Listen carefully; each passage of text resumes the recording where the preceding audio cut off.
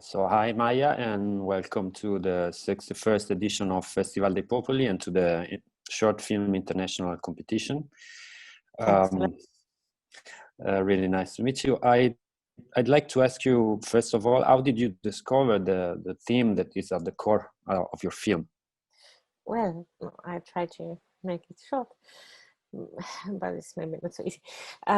You can take all the time you need. I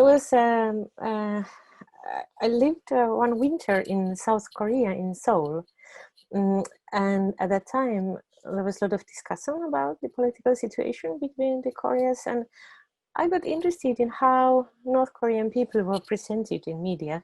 They were quite rarely presented as individuals, and it was always being part of this nation and so on.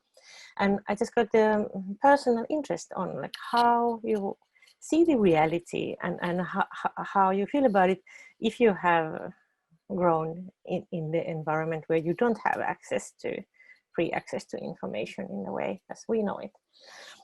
And so I had this interest, and then I found it very difficult how to approach it to avoid not making another North Korea documentary, because I felt that that was not my place to make a film about North Korea, and that wasn't really my interest either.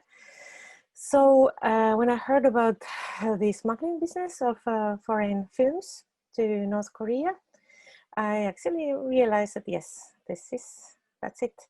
And it's interesting that although making this film took really several years, the basic idea stayed the same during the whole time.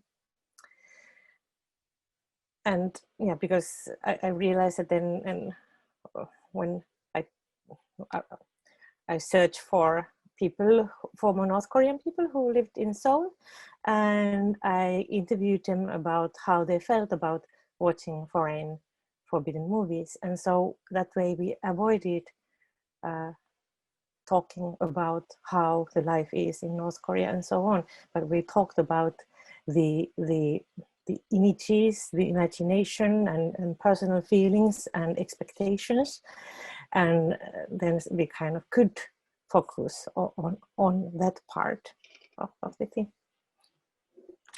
And of course, your film, it's somehow about censorship, but for me, it's also a film on how our imagination is shaped by cinema, and in this case, especially by the Western and American cinema. So I felt that it's also a film about how cinema tends to colonize our consciousness. So what do you think about that?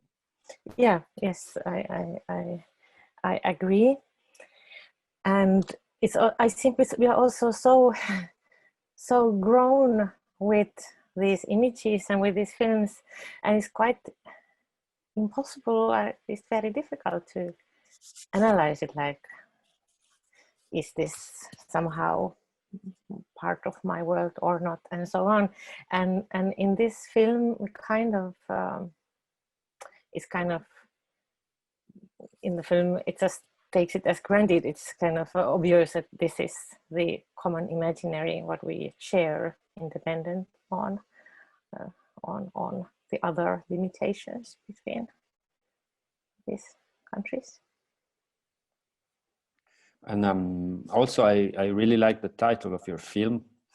And there's a moment when one of the interview is talking about a James Bond film, and he says that it has nothing to do with reality, right? Mm-hmm. So your film is not properly a documentary, and in my opinion, documentary is always more about the fantastic, somehow, about a world that is mostly imaginary, that truly real, because it's always more cinematic than realistic. Yes. So in this sense, I think that I believe there's no purity in documentary, and I believe you work in this sense, both in the visual and the sound aspect of your film. Yeah, it's the interviews, they are like the direct documentary part of the film, but I also think that documentary that is cinema. It's kind of a narrow slice of the reality we use for telling a story. And I kind of, I see this is a documentary, but for me it's totally fine how the audience likes to define it. But it was quite difficult to decide how to do the image, because I only recorded the voice in the interviews because they wished to stay anonymous, and we also changed a little bit the tone of the voice to be less recognizable. And also, I mean, there was no reason to show speaking faces either. So that took really long to decide how to do it. And in the very beginning of the process, I visited North Korea. It wasn't really for filming. It was more like background research, because I wanted to, before I make the interviews, I somehow wanted to find some level, some place where I feel kind of equal with the people I'm interviewing when it comes to the information. And when I was following the discussion of foreign tourists about visits in North Korea, they were constantly repeating this question that, is it true what we saw there, or was it a performance arranged for us? And I realized that it was actually exactly the same questions what I wanted to ask the former North Koreans, that how did they believe what they saw in the fiction films to be part of reality, or did they thought that it's fantasy? And then I realized, okay, I go on this tourist trip.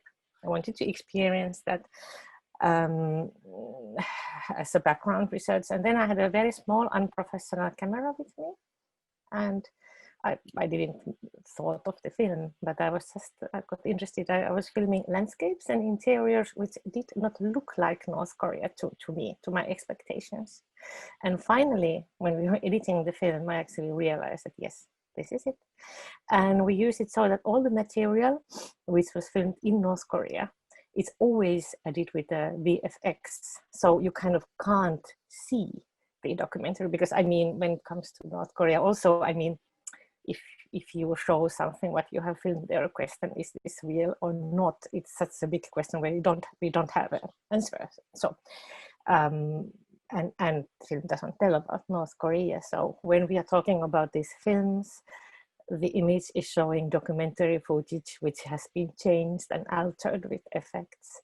And then there is also documentary footage just as it is, but that's from the border areas of North Korea.